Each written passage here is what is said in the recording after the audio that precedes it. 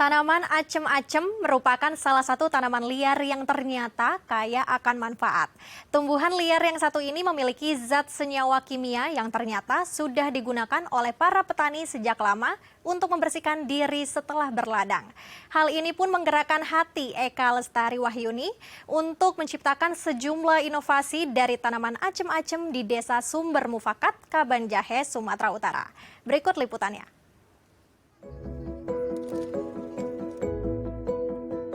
Inilah Eka Lestari Wahyuni, seorang akademisi dari Fakultas Kesehatan Masyarakat Universitas Sumatera Utara yang melakukan penelitian mengenai tanaman acem-acem.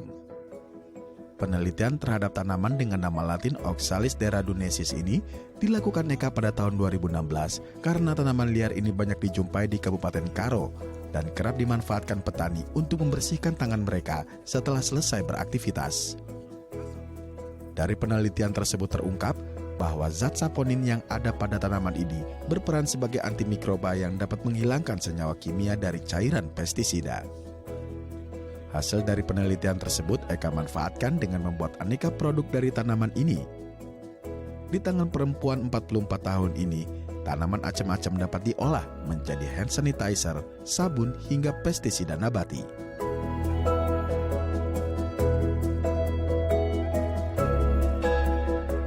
Eka bersama sejumlah mahasiswanya menyampaikan berbagai manfaat dari tanaman acem-acem kepada para petani di Desa Sumber Mufakat yang bisa diolah menjadi pestisida nabati sehingga mampu mengusir lalat buah yang sering menjadi hama bagi para petani di daerah Karo. Inovasi terhadap tanaman liar seperti acem-acem sangat diperlukan sehingga mampu mengembangkan kreativitas dan potensi perekonomian masyarakat. Untuk membahasnya lebih lanjut, kita telah terhubung dengan Eka Lestari selaku akademisi dan inovator tanaman acem-acem. Mari kita sapa langsung. Halo, selamat siang Ibu Eka, apa kabar? Selamat siang, alhamdulillah sehat luar biasa. Alhamdulillah sehat ya Ibu Eka. Bu, kita akan membahas tentang tanaman liar acem-acem. Sebenarnya tanaman acem-acem ini rupanya seperti apa sih Bu? Dan juga yang seperti kita tahu manfaatnya tuh apa saja yang terkandung dalam tanaman acem-acem ini, Ibu Eka? Iya, jadi tanaman acem-acem ini adalah tanaman liar ya. Rupanya sebenarnya sangat cantik. Ya, dia memiliki bunga berwarna ungu dan daun yang berbentuk seperti sayap kupu-kupu.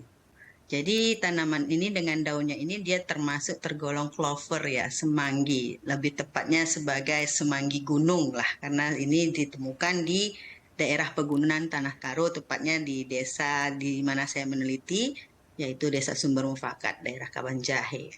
Nah, jadi selain daun yang berbentuk kupu-kupu ini, dia memiliki batang yang berbulu dan banyak mengandung air.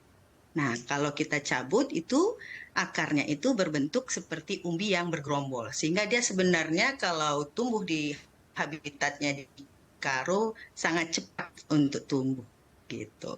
Nah, jadi sangat baik dan ini mengandung banyak ya. Setelah saya dikenalkan oleh petani dengan tanaman acem-acem ini, saya tertarik untuk menelitinya lebih lanjut di laboratorium dan ternyata tanaman ini memiliki saponin yang tinggi. Ya, selain saponin dia juga punya tanin, flavonoid, tripenoid dan juga salah satu bentuk senyawa kimia atau metabolit seperti steroid seperti itu.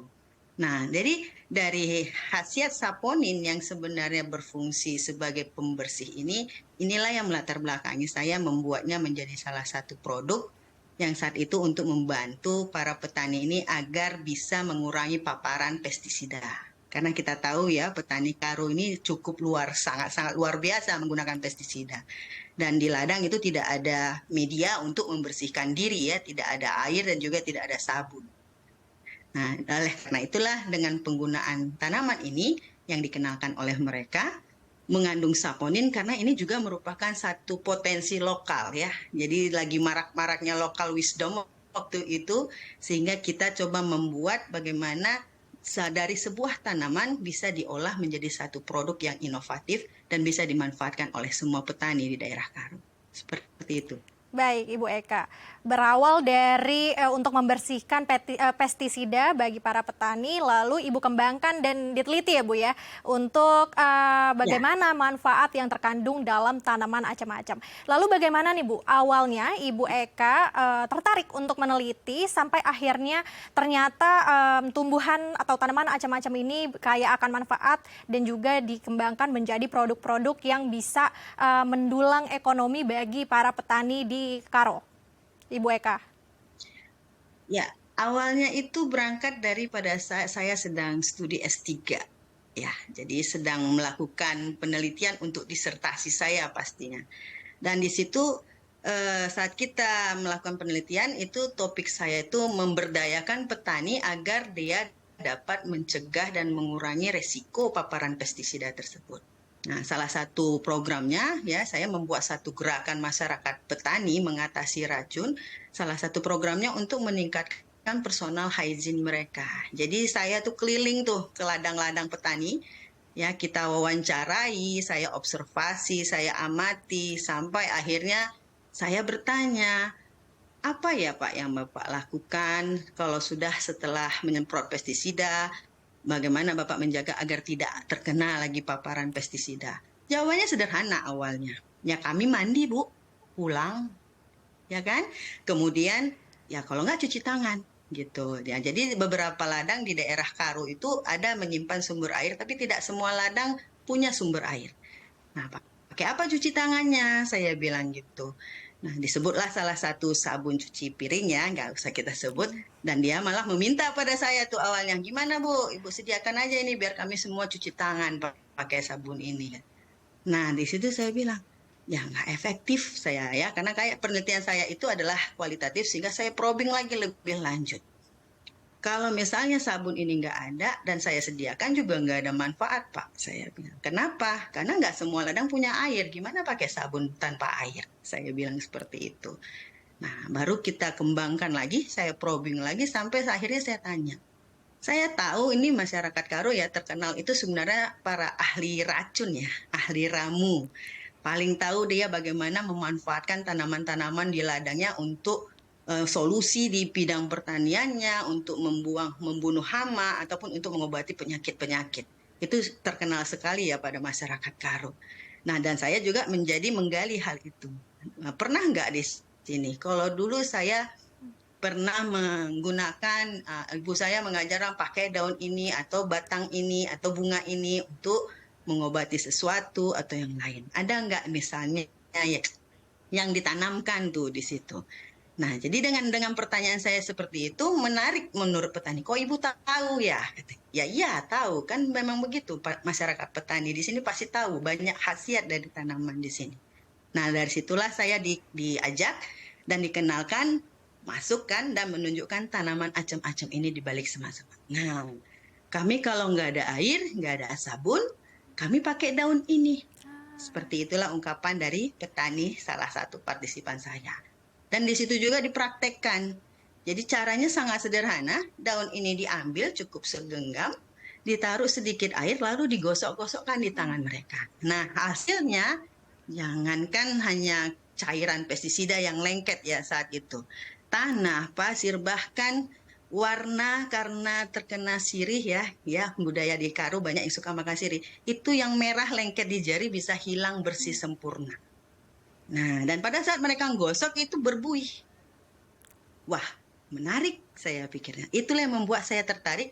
Ada buih berarti ada sabun. Kan kayak gitu ya. Nah, ini hanya dari sebuah daun. Nah, pernah diteliti? Ini belum pernah. Dan pengakuan masyarakat Karo saat itu ini adalah sudah warisan dari dahulu kala. Dari zaman kecil mereka sudah bermain-main dengan acem-acem ini. Bahkan buah atau umbi yang di bawahnya itu mereka makan. Jadi sambil bantu orang tua, sambil main-main, disuruh cabut rumput. Kan gitu. Nah, rumput dicabut termasuk si acem-acem yang tanaman liar ini. Nah, ternyata acem-acem ini punya manfaat juga. Jadi sebelum makan mereka selalu diajarkan menggunakan acem-acem untuk cuci tangan. Nah, dari sinilah saya jadi sebagai akademisi, wah tertarik. Saya bawalah ini ke lab, ya, saya bawa ke lab farmasi USU saat itu dan saya minta tolong, ya waktu itu ada promotor saya ya masih itu ya, Dan di situ siapa ya yang bisa bantu saya menuji tanaman ini, dan saya ingin buat ini jadi produk sabun. Nah, untuk mengurangi medannya ladang di pegunungan itu kan jaraknya jauh-jauh. Gimana ya sabun itu dibuat dalam kemasan yang simple, mudah, dan bisa diperoleh tanpa butuh air. Sehingga saya buat untuk itu produk pertamanya adalah sabun dalam bentuk gel.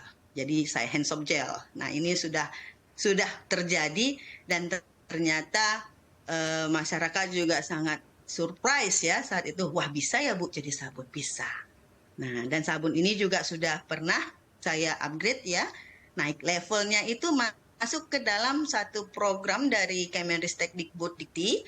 Ya, kita join dengan mitra dari yang awalnya sabun itu berwarna agak coklat kehitaman, itu sudah bisa diproses kembali oleh mitra industri kita menjadi berwarna yang bisa diterima pasar, warnanya kuning, dan sudah keluar nama mereknya, namanya Clodesis. Baik, wow, Nah, luar itulah biasa sekali ya. awal. Ya Ibu Eka, luar biasa sekali ya. Ternyata dari tanaman liar, acam-acam lalu bermanfaat menjadi sabun. Menarik sekali. Lalu bagaimana Bu nanti pengolahannya dari tanaman liar menjadi produk-produk yang mudah dipakai untuk para petani dan juga masyarakat lainnya. Tapi kita jeda terlebih dahulu Bu, kita akan jeda terlebih dahulu, nanti kita akan lanjutkan di segmen berikutnya. Jangan kemana-mana, tetap di Halo Indonesia.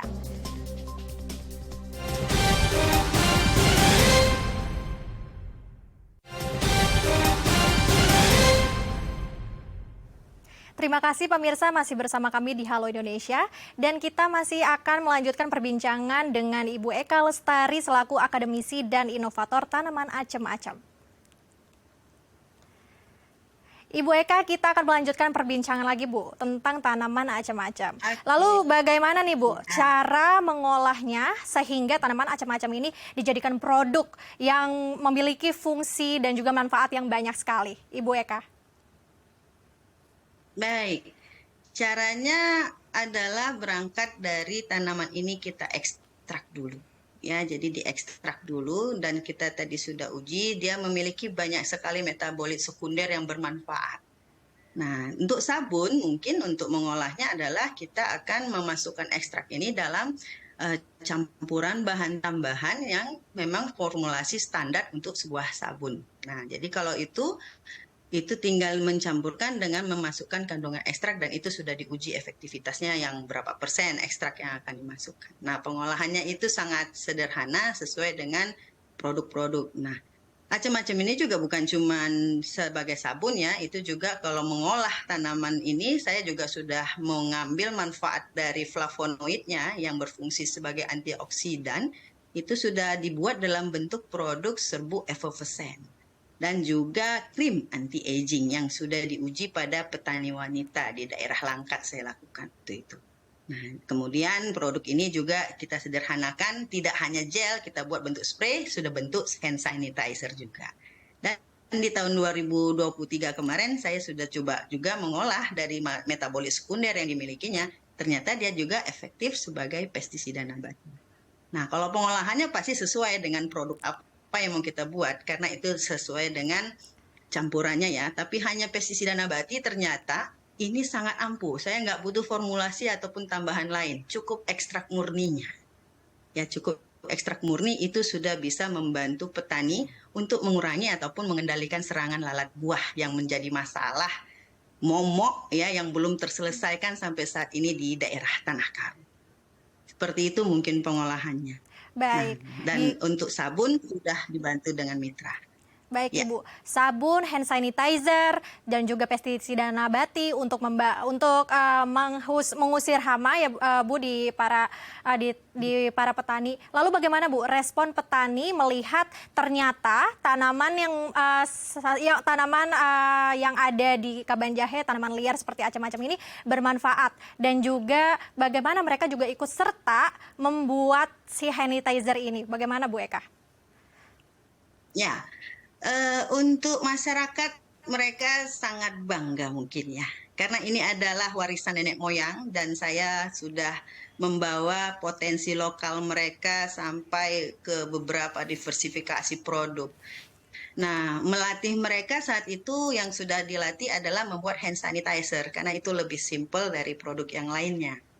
Nah, untuk pestisida nabati juga simple dan ini menjadi sangat antusias pada saat kemarin kita melakukan demonstrasi ataupun sosialisasi. Ini bukan hanya dari desa sumber mufakatnya yang hadir, tapi juga mengundang masyarakat petani dari desa-desa lain yang ada di Tanah Karu, terutama yang memiliki ladang jeruk.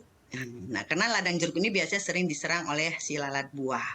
Nah, dari sini mereka sebenarnya sangat sangat ingin mengolah ini, cuma memang ada sedikit kendala mungkin karena tidak semua ladang sebenarnya bisa tumbuh ini. Ini sudah saya teliti karena si tanaman acem-acem ini juga eksklusif ya. Dia kalau pH tanah itu bagus 5-7, dia gembur dan subur di sana. Walaupun sebenarnya di Tanah Karu itu yang sudah jadi habitat, cukup dilemparkan aja umbinya mereka akan tumbuh di mana-mana. Namun kalau tanah dari ladang si petani ini sudah tidak baik, sudah rusak, pH-nya mungkin turun, rendah, itu sangat kecil, dia jadi jarang tumbuh di daerah yang seperti itu.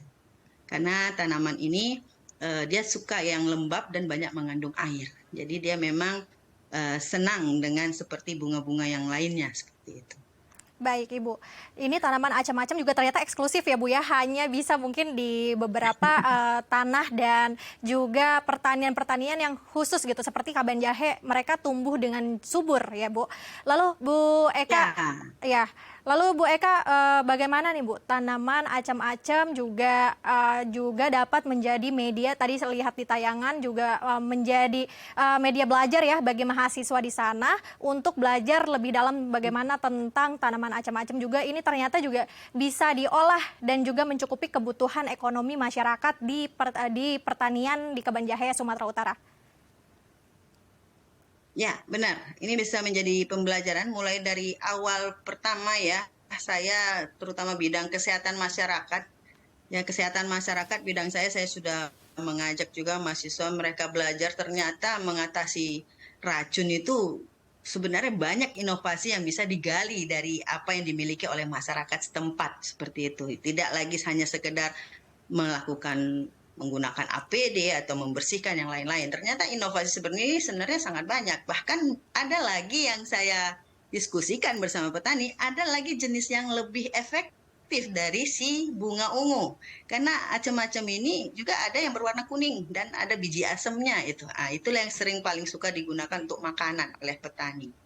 Nah, mahasiswa bukan hanya mahasiswa kesehatan masyarakat, saya juga sudah mengajak mahasiswa pertanian ya di sini terkait waktu itu kita meneliti bagaimana membudidayakan tanaman ini. Karena pasti kalau kita mau produksi, kita butuh kecukupan dari bahan bakunya. Ya, di mana acem-acem ini masih tumbuh liar di Tanah Karu. Nah, dari situlah saya menemukan tadi, kenapa si acem-acem hanya mau di tanah yang pH-nya bagus. Karena kalau dibawa ke Medan, dia nggak bisa dilempar di ladang lepas seperti di Karu. Dia harus di pot atau taruh di tempat yang dikasih peneduh ya, atau di teras seperti tanaman bunga hias lainnya. Jadi butuh perawatan yang eksklusif, itulah saya katakan.